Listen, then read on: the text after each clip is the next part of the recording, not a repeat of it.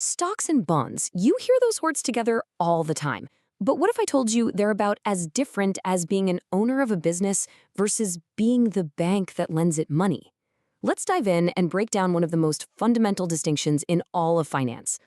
Okay, let's get right down to it. This is the single most important difference, the one thing you have to remember. When you buy a stock, you are buying a tiny piece of that company. You are an owner. A bond, though, totally different. With a bond, you're not an owner at all. You're the bank. You are simply making a loan. And as an owner, you're on the ride with them. Your fortunes are tied directly to the company's. If the company hits it big, you share in those profits, maybe through a rising stock price or dividends. But if it stumbles, you share in that risk too. But with a bond, you're playing a completely different role. You are the lender. In exchange for you loaning them your money, the borrower makes a really simple promise. They're going to pay you back your original money on a specific date, and in the meantime, they're going to make regular interest payments to you. So because a bond is essentially a formal IOU, it has its own unique language. And to really get it, we need to decode three key terms.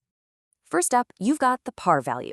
Just think of this as the face value of the loan. It's the amount the borrower agrees to pay you back when the bond's term is all done.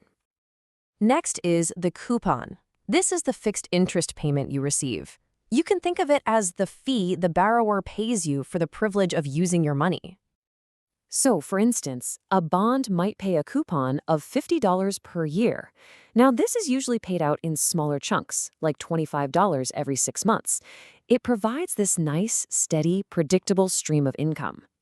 And that coupon payment, that dollar amount, translates directly into the coupon rate. So, a $50 annual coupon on a $1,000 bond, well, that gives you a 5% coupon rate. That's the interest you're earning on the loan. Simple as that. And finally, every loan has an end date, right? In the world of bonds, we call this the maturity date. It's the day the loan term officially ends and the issuer repays your principal, that original par value. And these loan terms can be all over the map. Maturities can be really short, like treasury bills that last less than a year, or they can be incredibly long, like 30-year government bonds. So why does this matter?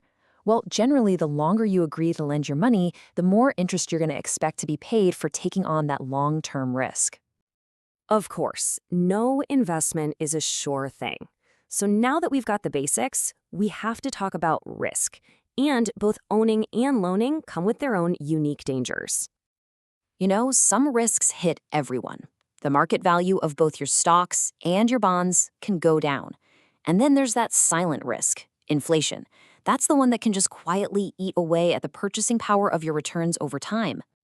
But the fact that bonds are loans introduces some very specific risks that stock owners don't have to worry about in quite the same way. The biggest one is credit risk. It's the raw danger that the borrower simply defaults. They might miss their interest payments, or, in a worst-case scenario, they fail to pay back your principal when the bond matures.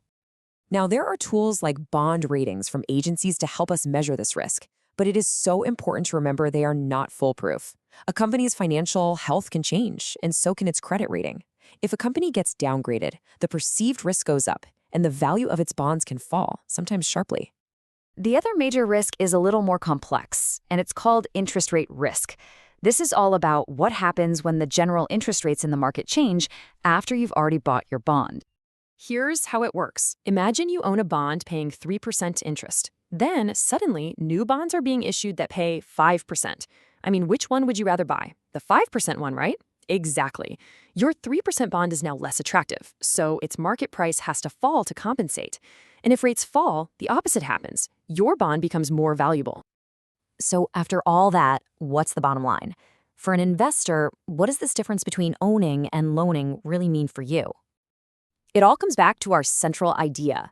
Ownership through stocks generally offers a higher potential for growth, but that comes with higher risk. Loaning your money through bonds is typically lower risk, and it's often used to provide a steady, predictable stream of income. And with a bond, assuming the issuer doesn't default, there's a key promise at the end of the loan term. You get your original investment back.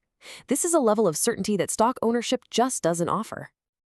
Which brings us to the final question. It's not about choosing stocks or bonds. It's about choosing your balance. How much of an owner do you want to be, chasing growth, and how much of a lender, seeking stability? Answering that, well, that's the first step to building your financial future.